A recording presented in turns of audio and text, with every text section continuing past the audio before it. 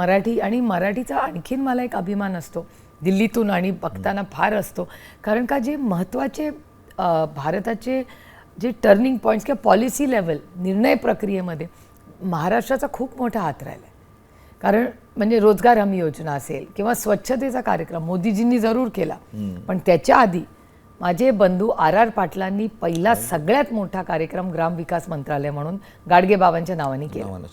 त्याच्यामुळे महाराष्ट्राचे ही आहे ना हॉर्टिकल्चर डिपार्टमेंट, आदरणीय पवार साहेबांनी ती स्कीम इथे केली, देशात आज सगळीकडे ती, अशा खूप म्हणजे प्रत्येकाचं मोठं रोह योजनेचं नाव बदललं आता, ती पण महाराष्ट्राचीच योजना. जी रामजी, अगदी खरं. म्हणजे त्याच्यात ती पण प्रक्रिया सरकारने एवढा हट्ट करून, आणि त्याच्यात दुर्दैव एका गोष्टीचं आहे की नाव बदललं, त्याचा तर आमचा विरोध आहेतच, पण मला काळजी एका गोष्टीची नरेगाची वाटते की केंद्र सरकारकडून पैसे येते महाराष्ट्र सरकारला, 100% पैसे त्या स्कीमच्या वेजेससाठी केंद्र सरकार द्यायचं.